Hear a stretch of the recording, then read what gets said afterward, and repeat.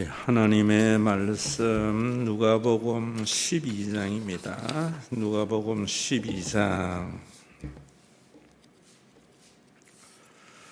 13절에서 20절입니다. 읽도록 하겠습니다. 21절까지겠습니다. 무리 중에 한 사람이 이르되 선생님, 내 형을 명하여 유산을 나와 나누게 하소서 하니 이르시되 이 사람아, 누가 나를 너희의 재판장이나 물건 나누는 자로 세웠느냐 하시고 그들에게 이르시되 삶과 모든 탄심을 물리치라. 사람의 생명이 그 소유에 넉넉한 데 있지 아니하니라 하시고 또 비유로 그들에게 말하여 이르시되 한 부자가 그 밭에 소출이 풍성하매 심중에 생각하여 이르되 내가 곡식 쌓아둘 곳이 없으니 어찌할까 하고 또 이르되 내가 이렇게 하리라. 내 곡간을 헐고 더 크게 짓고 내 모든 곡식과 물건을 거기 쌓아두리라.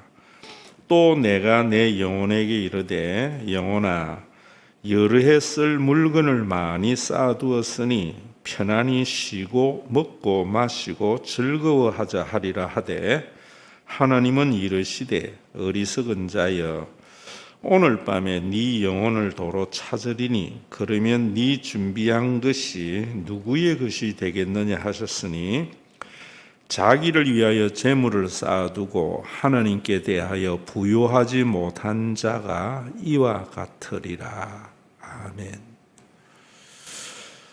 고 이병철 회장이 신부에게 행한 질문 가운데 15번째 질문입니다. 신앙이 없어도 부귀를 누리고 죄인 중에도 부귀와 안락을 누리는 사람이 많은데 신의 교훈은 무엇인가? 라는 질문입니다. 여러분들도 조금 생각하면은 이런 생각이 들이라고 생각해요. 예수 믿으면 복 받는다 했는데 예수를 안 믿어도 복 받은 사람 많고 또 나쁜 놈들은 천부를 받아야 되는데 나쁜 놈들 가운데 부귀와 자연사하고 안락을 누리는 사람이 많다. 이거는 우리의 현실이지요. 이것에 대한 신의 뜻이 무엇인가? 이병철 씨가 질문을 했는데 여러분들은 이런 질문조차 없이 사는지 모르겠습니다. 제가 여러분들에게 질문을 잘해야 된다 이랬지요. 예수 믿는 사람은 질문을 잘하는 사람입니다. 근데 오늘날 예수 믿는 사람 말고요, 교회 다니는 사람은 질문을 안 해요. 그냥 아멘 하는 것이 잘 믿는 거라고 하는 이상한 것을 강요하고 있다 보니까 교인들이 세상의 빛이 되지 못하고 교회가 세상의 소금이 되지 못한다. 이래 생각합니다. 우리 교인들에게는 제가 하는 것이 나에게 질문하라 이래도 질문 안 해요. 왜냐하면 그동안에 교회 다니면서 배운 게 목사님에게 질문하면 안 된다는 것만 배웠기 때문에, 그러니까 변화가 더디 일어나고 안 일어나는 겁니다. 첫째, 질문을 잘해야 된다는 것은 이병철 씨가 이런 질문을 마지막에라도 했기 때문에 그나마 다행이라고 했는데 좀 더 일찍 했더라면 이라는 생각도 들고, 이런 질문조차 없는 삶이기 때문에 제가 여러분들에게 그러지요. 그가 이룬 것은 일반 범인들이 상상하지 못할 많은 것들을 이루었는데 그 이름이 자기나 가족이나 주변의 많은 사람이나 나라에 큰 유익이 되지 못했다. 이런 안타까움이 있다. 우리는 이병철 씨 같이 그런 이룰 능력이나 환경이 우리 속에 없어요. 그러나 우리는 이런 질문을 함으로 말미암아 나와 또 내 주변의 조그만한 관계되는 사람들이나 또 교회나 국가에 조그마한 유익이 되는 삶을 사는 것이 그리스도인의 삶이어야 된다. 저는 그런 생각을 합니다. 그런 관점에서 오늘 이 부분을 우리가 함께 수요일 날 설교가 아니고 성경 공부를 했으면 합니다. 이 질문에 대해서 여러분들이 먼저 어떤 생각이 있는가 하면은 신앙이 있는 사람은 하나님이 복 주신다라는 잘못된 전제가 있지요. 또 악인들은 천벌을 받는 것이라는 잘못된 전제가 있지요. 이건 인간이 만들어낸 이상향에 대한 생각이에요. 자, 우리가 여기서 신의 교훈은 무엇인가를 생각할 때 여러분들이 이해하도록 제가 바꾸어서 한번 질문해 볼게요. 요즘은 자식들이 다 하나만 있어가지고 잘 모르는 것 같아. 나만 해도 3남 2녀예요. 제 부모님은 8남매를 낳았는데 3명이 죽었어요. 어릴 때 다 죽었어요. 왜 죽었는가? 지금 생각해 보면은 일제 말기예요. 제 선친이 결혼을 1940년에 했으니까 자식들이 제일 먼저 난 제 큰 누님은 살아있고 그 다음에 누님들은 다 죽었습니다. 일제 말기에 얼마나 가난하고 힘들었어요. 또 먹을 것도 없고 이러니까 아마 100일이나 이런 거로 다 죽었지 않을까 이런 생각을 합니다. 그런 많은 자녀들이 있는데 그 자녀들 가운데에 부모님을 부모로 인정하지 않는 불효자식이 있어요. 또 그 자녀 중에 참 나쁜 놈도 있어요. 이런 자녀에 대한 부모의 생각이 어떨까요? 부모에게 효도 안 하고 부모에게 인정 안 한다고 해서 저놈 가서 죽도록 고생하라는 마음이 있겠지만 악한 부모에게는 그런 것을 기뻐할까요? 안 할까요? 자식 중에 나쁜 놈이 있어요. 그 놈이 잘 먹고 잘 사는 것을 부모는 좋아하지 않을까요? 어떨까요? 악한 부모라도 자기의 자녀를 귀하게 여기는 게 부모예요. 성경이 말하는 거예요. 하물며 하나님일까 보네. 우리가 이 세상을 볼 때에 저는 그 말씀을 참 귀하게 여기거든요. 악한 부모라도 지 자식이 귀하거늘 하물며 하나님께서 귀하게 여기지 아니하겠느냐. 지금 우리가 신앙이 없어도 부귀를 누리고 악인 중에도 부귀와 안락을 누리는 사람이 있는 현실을 보면서 하나님 왜 그래? 하나님이 살아계신다면 이런 일이 있을 수 있어. 하나님의 관점으로 안 보는 것이.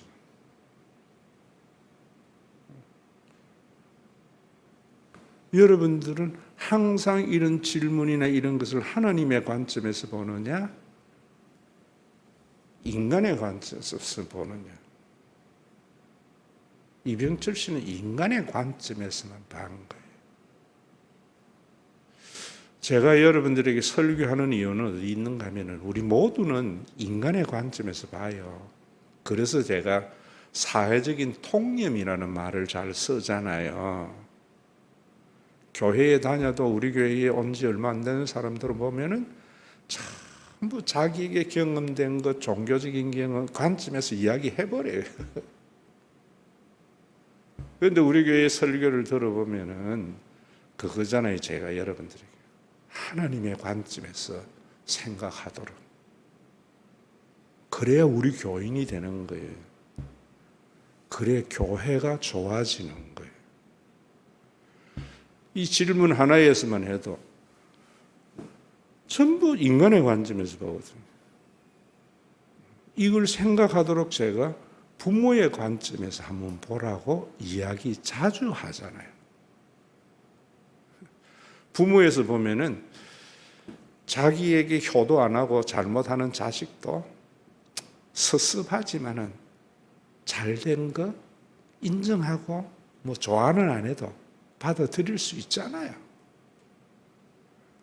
악한 자식이 부귀를 누리고 안락을 할 때에 마음에는 안 들지만은 용납할 수 있잖아요. 저는 세상을 볼 때 그래요. 신앙이 없는 사람이 잘 되고 악인이 부귀하고 안락을 누리는 것 하나님 보시기에 안 좋아요. 분명히. 그러나 하나님은 용납하세요. 그래서 이 세상에 이래 존재하는 거예요. 자, 그러면 여기에서 두 번째로 오늘 이 말씀 이해되셨습니까? 받아들여야 돼요, 지금.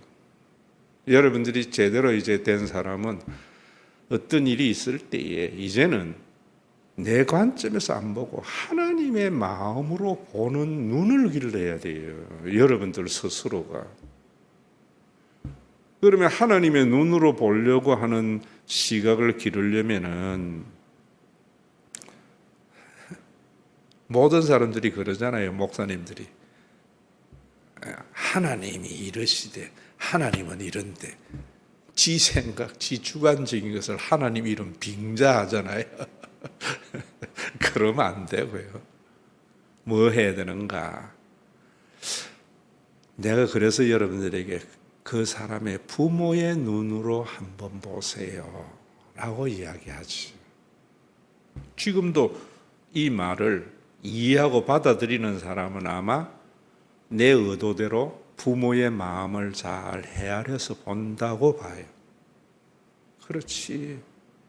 진짜 부모라면은 효도 안 하는 놈도 잘 먹고 잘 살고 이럴 때에 마음에는 안 들지만은 용납은 할 수 있다.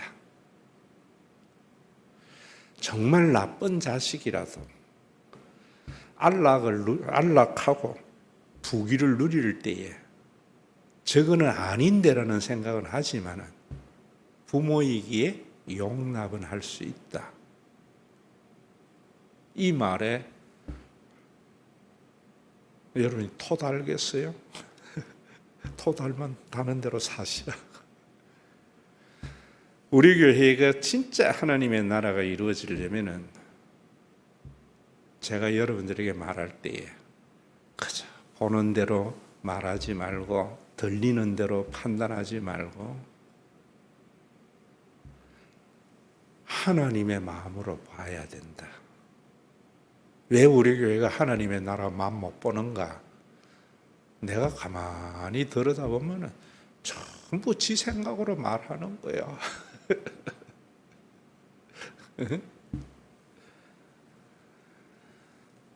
가정에도 마찬가지나서 가정이 되려면은 부모의 마음으로 생각하는 자녀들이 늘어날 때 그 가정은 참 잘 됩니다. 자식의 관점에서 같이 판단하는 것이 강해지면은 그 집안은 콩가루 집안이 되는 것이요. 예를 들어서 이야기하자면은 요즘은 뭐 그런 것도 없다마는 요즘은 뭐 그런다며요.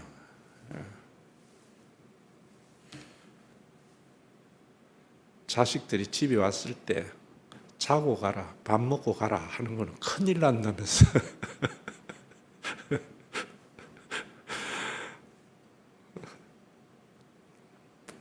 내가 뭐 강남의 며느리들 이야기 들은 게 있기는 있는데 말은 안 할게. 우리 둘째 딸이 이야기하는데 이야기해 줄까? 이야기해 줄게. 자기 친구 중에 시어머니가 잠실에 아파트도 사주고 차도 외제차 사줬는데 손자를 낳았는데 안 보여준대. 영상통화도 못한대 할머니가. 얼마나 보고 싶겠어요. 시어머니가 자기 집에 자기가 사줬는데도 와보지도 못한대. 그래서 신랑이 자기 부인 없을 때 몰래 영상통화를 해준대. 그래서 제가 그랬습니다. 미리 집 사주니까 그렇지. 아마 집 안 사줬으면 진짜 잘했을 거예요. 이런 상황에서 이런 이야기하는 게 얼마나 여러분들에게 설득력이 있을까 하는 생각인데, 오늘에 옛날에는 목사님들이 설교할 때 그랬어요. 명절에 왔을 때에 그래도 부모는 못 사는 자녀에게 마음이 더 가잖아요. 그래서 여러 형제가 왔을 때에 좀 못 사는 거는 갈 때 좀 더 챙겨주잖아요. 그런데 자녀의 눈으로 보면은 왜 엄마는 쟤만 그래?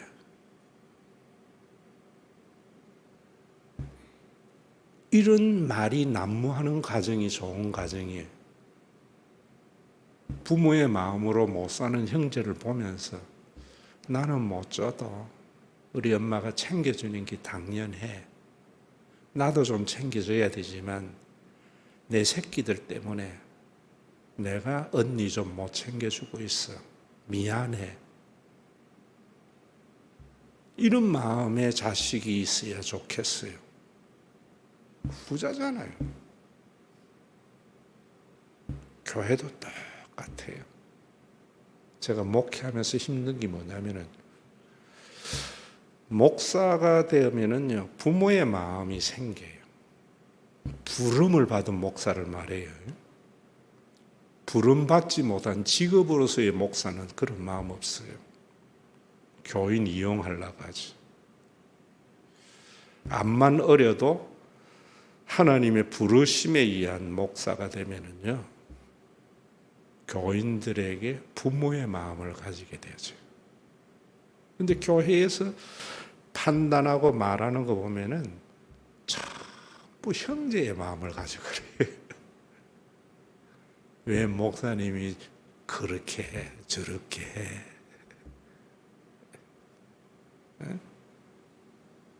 이해되셨죠? 여러분들이 수요 예배 설교 이 성경 공부 들어야지 주일 설교에 대한 이해가 있어요. 저는 우리 교회가 여러분들이 무슨 일이 있으면은 보이는 대로 판단하지 말고 들리는 대로 말하지 말라 하는 게 뭐냐면은 보이거든. 내가 부모의 마음 아니면 목사님의 마음, 하나님의 마음으로 그걸 한번 봐보세요.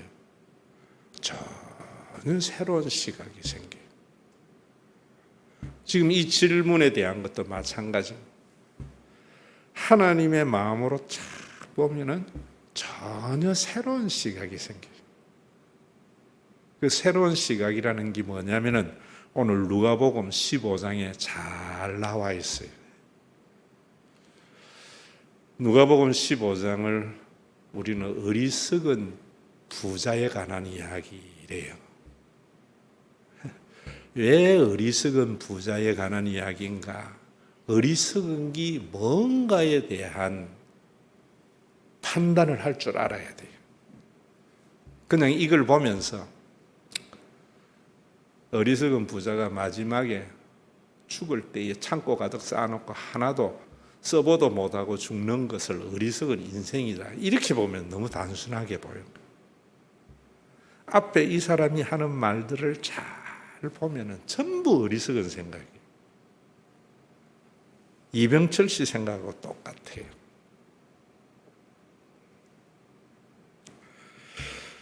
부귀를 누리고 부귀와 안락을 누리는 삶이 뭔가 하나님의 관점에서 딱 보면은요 누구나 부귀를 누릴 수가 있어요.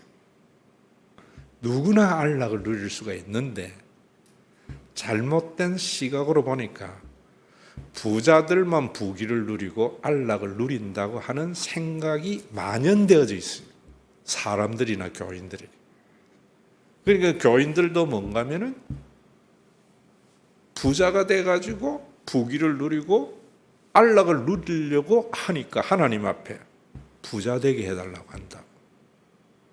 그런데 부귀를 누리고 안락을 누리는 이 삶이 부자가 아닌데에도 누릴 수 있는 삶을 예수님이 만들어 놨어요. 다음번 수요일까지 여러분들이 이 질문에서 이 본문을 읽어보고 하시라. 이병철 씨의 삶과 비교해서 읽어보세요. 그 대답은 제가 다음 수요일 날 할게요. 누구나 부귀를 누리고 누구나 안락을 누리는 삶이 어떤 삶인가?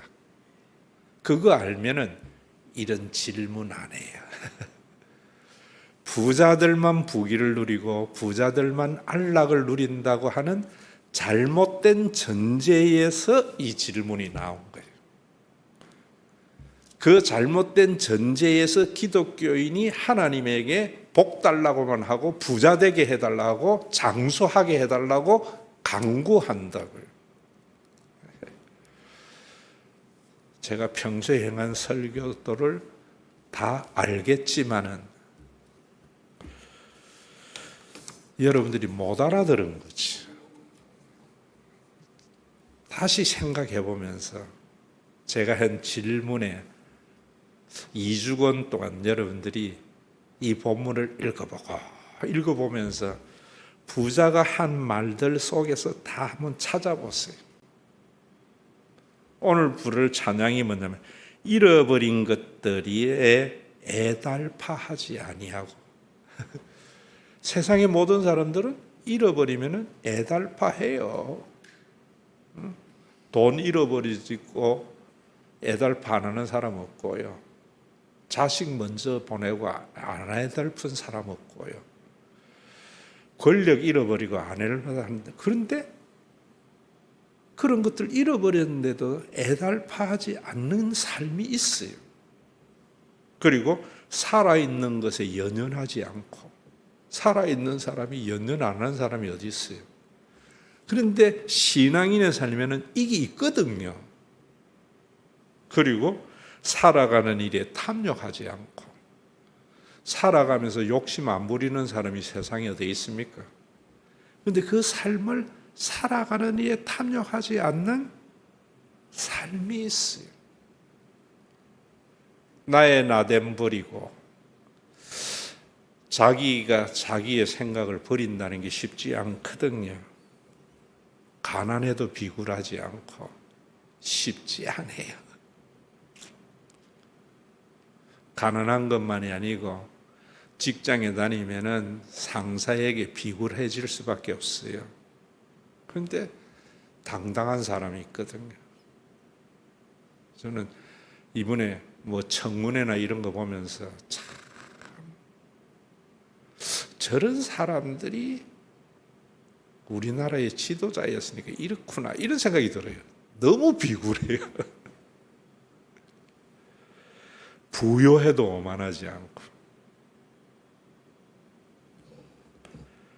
모두 나를 떠나도 외로워하지 않고 도저히 인간사회에 일어날 수 없는 것들을 기도하고 있거든요. 소중한 것 상실해도 절망하지 않고 억울한 일 당해도 원통하지 않고 오늘 살아있음에 감사하소서. 이게 그저 살아있기 때문에 감사하다 이런 여기에 머무른다면은 기독교는 인문학이 됩니다. 이는 삶을 주님이 주신 거예요.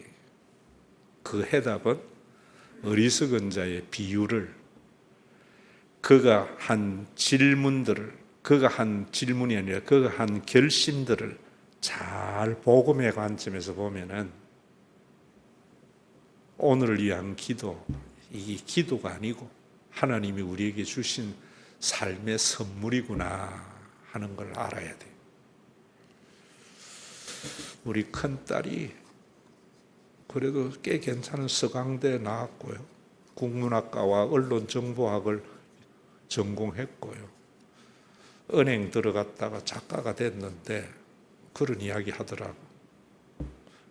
제 설교를 유튜브에 들을 때마다 아빠 설교는 깊이가 있어. 여러분들도 그렇게 생각할는지 모르겠네. 오늘 위한 기도 찬양합시다.